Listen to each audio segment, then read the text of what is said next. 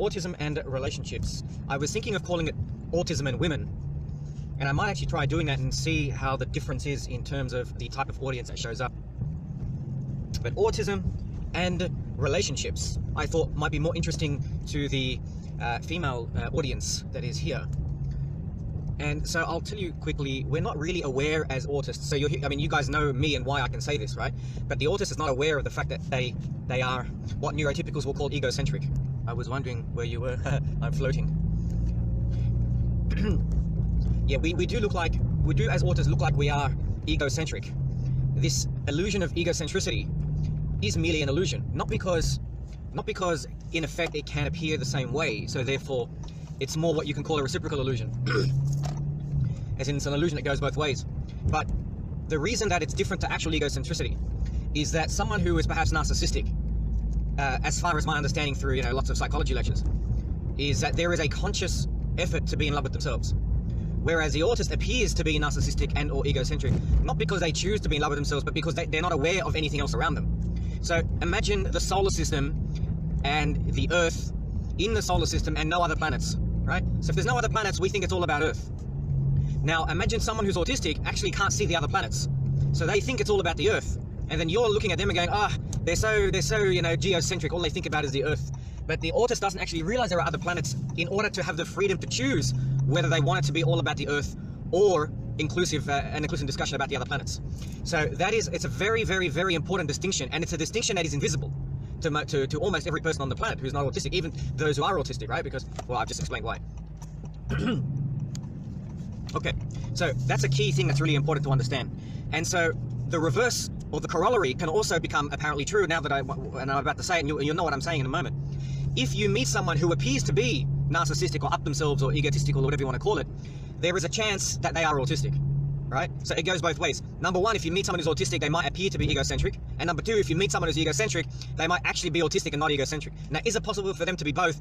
I would submit that it's not in most cases, because someone who truly is autistic physically is not aware of everyone else around them. So what you guys haven't noticed, because I've learned to mask it, is I say things like, how are you guys? Oh, that's great. Oh, tell me about your day, right? So I have no desire to actually say that, and there's nothing in me, but what I remember is to say, okay, if I have had more than 4 sentences worth of a discussion, I have to make sure that I ask at least one question about the other person. And that's a rule that I've learned to adopt and memorize to say, but there's no feeling about it, right? So if I become possibly slightly inebriated, which doesn't happen very often, or maybe not using my operating at full cognition, then I might lack enough horsepower to remind myself to do that, and so therefore slip back into what a normal autistic person would be, which is they come in and they would just talk about themselves or what's of interest to them, or not talk to you at all because you just don't interest them. And it's not you that doesn't interest them, it is it is what they think you are, right? And we all do that, right? I've noticed that that's something that all humans do, but it's more apparent with the autists because they're so far removed from the normal distribution of human thought and behavior. All right, so this brings us to autistics and relationships. Now, unfortunately, I've learned this in a devastatingly, hilariously tragic way. So, growing up, not only did guys hate me, but the few women that I interacted with could not stand me, right? And I know this by the fact that they would call me wanker, loser, and all that stuff. So, I did not have my first relationship was at 23, and it was with someone who was obliged to be there through let's just say a monetary compensation. I'm not going to go into more detail, we'll leave it at that. And that was the first proper, 45-minute conversation, let's call it, with a female. So the beginnings of realizing that perhaps my inability to communicate was going to be extended to the opposite sex, I think became apparent at that time. How do we then deal with that? Well, my brain, being not only the autistic brain, but completely different to all the others, as you guys know from the speech on YouTube, was to learn how to negotiate more meetings with females. And so I started to read lots and lots of websites on how to date women, how to understand women, body language. And something interesting happened to me in Lebanon, where somebody who kidnapped me, before they kidnapped me, it's a long story, but they taught me how to talk to girls. He was very popular with girls. And of course, as he underestimated my ability to learn, and within a week, I'd learned a lot of his tricks, including dress and smell and walk, and becoming more interesting to the opposite sex by allowing them the opportunity of understanding that I was intellectually interesting. And that, of course, is a large aphrodisiac. As we know, the brain is the largest organ, sex organ, in many cases, perhaps not with everyone. Anywho, so what happened was in Lebanon, and a lot of people, autism is good. Okay, if anyone remembers, I did a podcast just today where I said religion is ...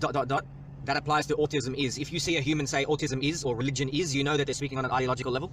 So that's a low resolution, incomplete version.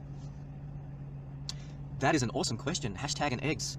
That is one of the biggest things I brought up in my private speeches before my first one on YouTube.